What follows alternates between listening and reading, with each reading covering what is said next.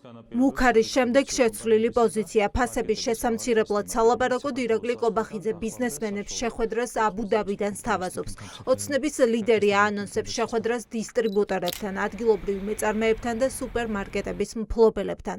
ირაკლი კობახიძე ბიზნესმენებს თებერვლის ბოლომდე შეხვდება. სავარაუდოდ მანამ სანამ პარლამენტში საგაზაფხულო სესია დაიწყება და კომისიაზე ფასების ზრდის მიზეზების მოსაკვლევად ბიზნესმენებს დაიბარებენ. ჩვენ ახლოს მომავალში მინდარი თვის განმავლობაში გეგმავთ შეხვედრებს სხვადასხვა სეგმენტის წარმომადგენლებთან, ბიზნესის წარმომადგენლებთან, ესენი არიან დისტრიბუტორები, ესენი იქნებიან ასევე ქსელური მარკეტების წარმომადგენლები და ესენი იქნებიან ქართველი მეწარმეები, რომლებსაც აქვთ ქართულ ქსელებში საკუთარი პროდუქციის რეალიზაციის ინტერესი. შეხვედრების საფუძველზე, რა თქმა უნდა, მეტი დეტალი გახდება ცნობილი და ეს ყველაფერი მოგცემს იმის საშუალებას, რომ წარმატებით ვიზრუნოთ ფასების დაწევაზე ჩვენს ქსელებში. სამთავრობო გუნდიდან აუდიენციაზე შეთავაზება ჯერ ბიზნესმენებს არ მიუღიათ. სუპერმარკეტების მფლობელებმა მუქარიდან რამდენიმე საათშივე შესთავაზეს ირაკლი კობახიძეს შეხვედრა, თუმცა თანხმობა მხოლოდ ახლა მიიღეს. ჯერ შეხვედრაზე დაბარებასთან დაკავშირებით სამთავრობო წერილი არ მიუღიათ დისტრიბუტორთა ასოციაციაშიც.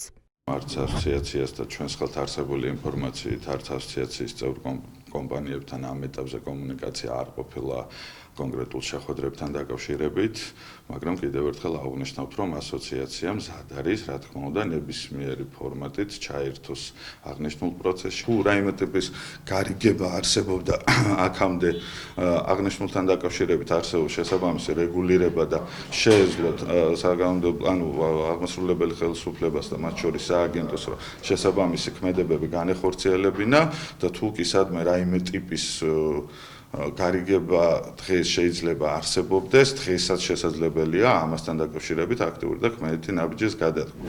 რა შეიცვალა ხალხისთვის? ფასები ისევ იგივეა, ან უფრო მაღალი ვიდრე სამი კვირის წინ, როდესაც ირაკლი კობახიძემ გაძვირებული სურსათის საქმეზე სუსში გამოძიების დაწყებაც კი დაანონსა. სუსი არასაჯაროვებს ინფორმაციას, რა საგამოძიებო მოქმედებები ჩაატარა. ის, ვინც ფასების დინამიკას აკვირდება, ამბობს, რომ ქართული ოცნება გაძვირებული პროდუქტების გამო ხალხის უკმაყოფილებას ვეღარ უმკლავდებოდა და პოპულიზმის გზა აირჩია.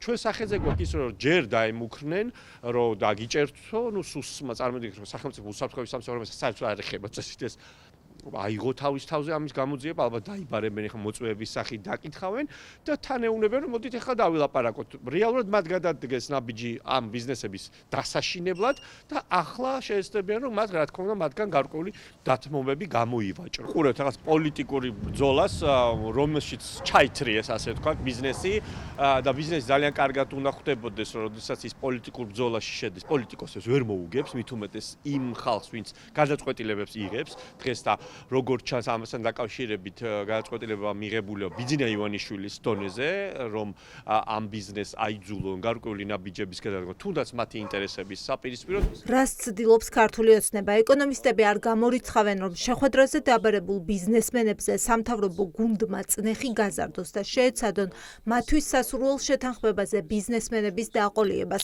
ფასების ხელოვნურად შენარჩუნებას და წინააღმდეგობის შემთხვევაში საქმეში სუსის ჩართვას. ამ ყველაფერს აქვს ფასადური სახე, ამ ყველაფერს აქვს სახე, რომ საზოგადოების საკმაოდ ლეგიტიმური უკმაყოფილება და ობიექტური უკმაყოფილება, რომელიც ფასებთან დაკავშირებით არსებობს აღმასრულებელი ხელისუფლების, ფისკალური და მონეტარული ხელისუფლების მიმართ, ისრები გადაიტანონ სხვა მიმართულებით, ამ შემთხვევაში ბიზნესთან მიმართულებით. აქედან გამომდინარე, ეხლა ბიზნესი შეხვდებიან თუ არა, მით უმეტეს როცა რაღაცა კომისიები შეიქმნა, როცა სუსი ჩართეს საქმეში, რაც საერთოდ სიგიჟე არის, ამის შემდეგ რაღაცა ბიზნესთან შეხვედრა, რა თქმა უნდა, რაღაცა არასერიოზულ ელფერს ატარებს. როგორც ჩანს, თებერვლის ბოლომდე მთავრობის ადმინისტრაციაში მსხვილი ბიზნესის წარმომადგენლებს დაიბარებენ.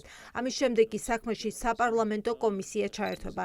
როდის იგრძნობს ხალხი ფასების შემცირებას, ამის ანონსს ოცნებაში არ აკეთებენ.